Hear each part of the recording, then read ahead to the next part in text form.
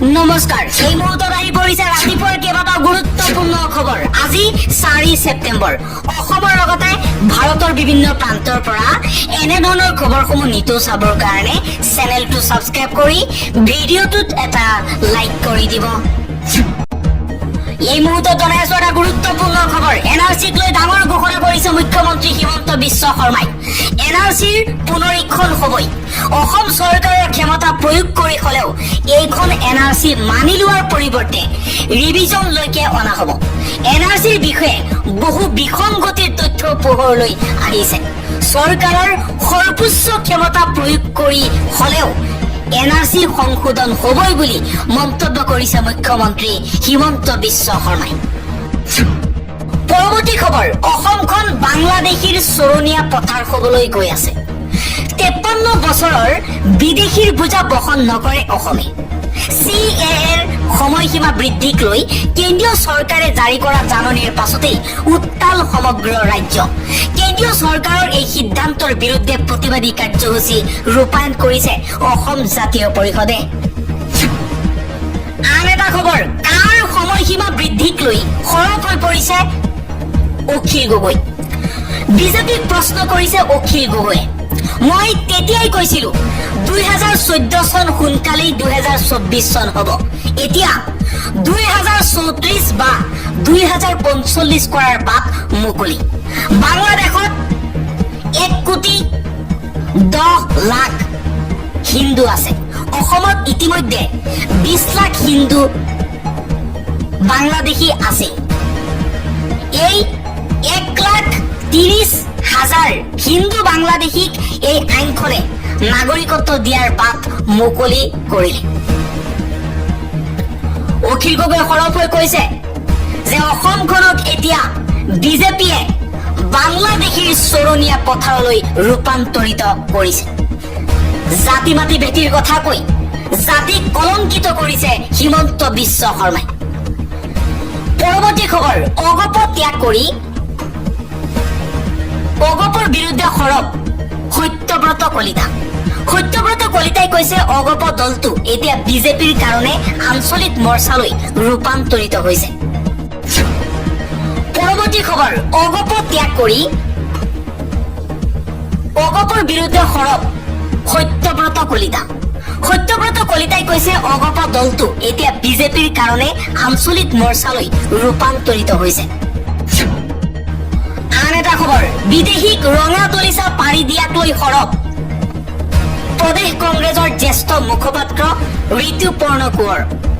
ঋতুপৰ্ণ কোঁৱৰে কৈছে 2024 চনৰ ডিচেম্বৰলৈকে বিদেশীক ৰঙা দলিচা পাৰি আদৰি লোৱাটোৱেই বিজেপি আৰু চৰকাৰৰ বাবে জাতি মাটি ভেটি ৰক্ষা আৰু শৰাইঘাটৰ শিৰণ আছিল নেকি পৰৱৰ্তী খবৰ সৰু সজাই ক্ৰিয়া প্ৰকল্পৰ নাম সলনি ইন্দিৰা গান্ধীৰ সলনি অৰ্জুন ভোগেশ্বৰ বৰুৱা ক্ৰিয়া প্ৰকল্প হিচাপে নামাকৰণ ভোগেশ্বৰ বৰুৱাৰ জন্মদিন ৰাজ্যিক ক্ৰিয়া দিৱসত মুকলি এই প্ৰকল্প ভোগেশ্বৰ বৰুৱাৰ উপস্থিতিত মুখ্যমন্ত্ৰী ডক্টৰ হিমন্ত বিশ্ব শৰ্মাই মুকলি কৰিলে নতুন নামাকৰণৰ প্ৰকল্প আন এটা খবৰ নিজৰ ভুল বুজি পাই অৱশেষত ক্ষমা বিচাৰিলে কৰিশ্মা নাথে গোচৰৰ সন্মুখীন হৈ ক্ষমা বিচাৰিবলৈ বাধ্য কৰিশ্মা নাথ কলাগুৰু বিষ্ণুপ্ৰসাদ ৰাভাৰ কালজয়ী গীত বিকৃত ৰূপত উপস্থাপন কৰি সমগ্ৰ ৰাজ্যৰ জনসাধাৰণৰ ৰোষত পৰিছিল কৰিশ্মা নাথে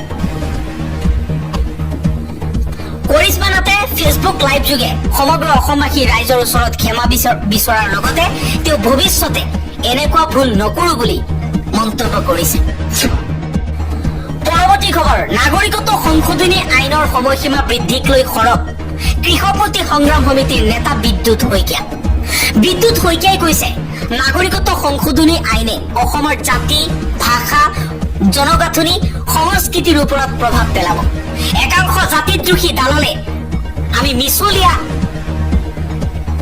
আখ্যা দিছে আমাৰ কথা সত্য প্ৰমাণিত হল তাৰ কাট অফ ডেট সলনিক লৈ সৰব কৃষকপন্থী সংগ্ৰাম সমিতিৰ নেতা বিদ্যুৎ শইকীয়াই কৈছে জাতিৰ লগত বিশ্বাসঘাতকতা কৰিলে হিমন্ত বিশ্ব শৰ্মাই, জাতিৰ লগত বিশ্বাসঘাতকতা কৰিলে সৰ্বানন্দ সোণোৱালে। বিজেপি চৰকাৰে জাতি মাতি ভেটিৰ কথা কৈ জাতিৰ লগতে গাদ্দাৰী কৰিলে। অনাগত দিনত হিমন্ত বিশ্ব শৰ্মাৰ নেতৃত্বাধীন এই বিজেপি চৰকাৰখনক সমগ্ৰ অসমবাসীয়ে উচিত শিক্ষা দিব বুলিও মন্তব্য কৰিছে বিদ্যুৎ শইকীয়াই। বিদ্যুৎ শইকীয়াই লগতে কৈছে, বিজেপি RSSৰ এজেণ্ডা আমি তেতিয়াই ধৰিব পাৰিছিলো। বিজেপিয়ে বিশ্বৰ সমগ্ৰ হিন্দুখিনিক ভাৰতৰ নাগৰিকত্ব দিব খুজিছে।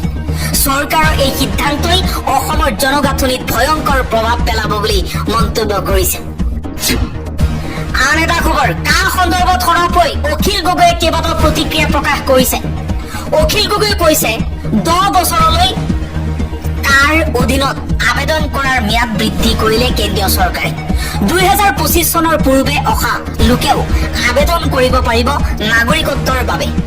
পূৰ্বে 2014 চনৰ 31 ডিচেম্বৰ পৰ্যন্ত আছিল সময়সীমা। গতিকে সকলোৱে মিলি বিজেপি RSSক অসমৰ পৰা খেদিবলৈ আহ্বান অখিল গগৈ। অখিল গগৈয়ে কৈছে, যদি এতিয়া অসমবাসী ৰাইজে উচিত শিক্ষা নিদিয়ে, অনাগত দিনত অসমখন শেষ কৰিব বিজেপি চৰকাৰে, আৰু আমি চাই থাকিব লাগিব। গতিকে সময় থাকোতে অসমবাসী ৰাইজে উচিত সিদ্ধান্ত ল'ব লাগিব, উচিত শিক্ষা দিব লাগিব বুলিও মন্তব্য অখিল গগৈৰ। অসমত কোনো কাৰণতে মিয়াক থাকিবলৈ দিয়া নহব, মাদানীক সকিয়নি দি অসমীয়া যুৱ মঞ্চৰ হুংকাৰ। আৰু অসমীয়া যুৱ মঞ্চই পুনৰবাৰ আৰম্ভ কৰিছে মিয়া খেদা অভিযান উজনি অসমত। ইটাভাটাত গৈ মিয়া খেদা অভিযান চলাইছে অসমীয়া যুৱ মঞ্চই। বদৰুদ্দিন আজমলৰ পিছত এইবাৰ মাদানী। জমিয়ত উলেমা ই হিন্দৰ মুৰব্বী খিয়াল আখ্যা মাহমুদ মাদানীৰ বিৰুদ্ধে সৰব অসমীয়া যুৱ মঞ্চ। বাংলাদেশীক ৰক্ষণাবেক্ষণ দিয়া মাদানীক বাংলাদেশলৈ পঠাব লাগে বুলি মন্তব্য অসমীয়া যুৱ মঞ্চৰ নেতাৰ। তীব্ৰ ভাষাৰে গালি গালাজ কৰাৰ পাছতো অসমলৈ আহিছে মাদানী। বদৰুদ্দিনৰ লগতে মাদানীৰো লাজ নাই। অবৈধ বাংলাদেশীক লৈ আমাৰ শত্ৰুতা আছে। কোনো কাৰণতে উজনি অসমত থাকিব নোৱাৰিব মিয়া অবৈধ নাগৰিক। খিলঞ্জীয়া মুছলমানৰ লগত আমাৰ কোনো ধৰণৰ শত্ৰুতা নাই।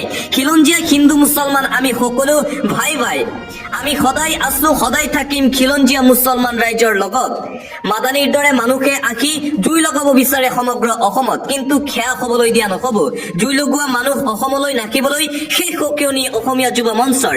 বাংলাদেশী মিয়া মানেই গাড়ী চোৰ, ড্ৰাগ চোৰ। উজনিৰ ইটাভাটাত অভিযান চলাই অসমীয়া যুৱ মঞ্চৰ এই হুংকাৰ। আৰু অসমত মাদানী ভ্ৰমণৰ পিছতেই উজনি অসমত পুনৰবাৰ জাতীয় দল সংগঠনৰ নেতৃত্বত মিয়া খেদা অভিযান আৰম্ভ হৈছে। ইটাভাটাই গৈ মিয়া বিচাৰি অভিযান চলাইছে অসমীয়া যুৱ মঞ্চই। কোনো কাৰণতে উজনি অসমত মিয়া থাকিব নোৱাৰিব আৰু মাদানীক গালি গালাজ কৰিছে অসমীয়া যুৱ মঞ্চই। আন এটা অতিকৈ গুৰুত্বপূৰ্ণ খবৰ, এটা ব্ৰেকিং নিউজ। ৰকিবুল হুছেইনৰ সন্মুখত থিয় দিলেই কঁপি থাকে মুখ্যমন্ত্ৰী হিমন্ত বিশ্ব শৰ্মা। চামুগুৰিত উচ্ছেদ চলাবলৈ দম নাই মুখ্যমন্ত্ৰী হিমন্ত বিশ্ব শৰ্মাৰ। মুখ্যমন্ত্ৰীৰ সাহস নাই চামুগুৰিত উচ্ছেদ অভিযান চলাবলৈ। ৰকিবুল হুছেইনলৈ ভয় কৰে মুখ্যমন্ত্ৰী হিমন্ত বিশ্ব শৰ্মা। ভয়ৰ বাবেই চামুগুৰিত উচ্ছেদ চলোৱা নাই মুখ্যমন্ত্ৰীয়ে। ৰকিবুল হুছেইনৰ সন্মুখত থিয় দিলেই কঁপি থাকে মুখ্যমন্ত্ৰী হিমন্ত বিশ্ব শৰ্মা। চামুগুৰিত উচ্ছেদ চলাবলৈ ভয় কৰে হিমন্ত বিশ্ব শৰ্মাই। চামুগুৰি ৰাজ্যক কেৰাহীকৈ চোৱাৰো সাহস নাই হিমন্ত বিশ্ব শৰ্মাৰ। চামুগুৰিত উচ্ছেদ চলাবলৈ দম নাই আৰু সাহস নাই মুখ্যমন্ত্ৰীৰ। মুখ্যমন্ত্ৰীক প্ৰত্যাহ্বান জনাই কংগ্ৰেছৰ মুখপাত্ৰ ৰাতুল কলিতাৰ এই মন্তব্য।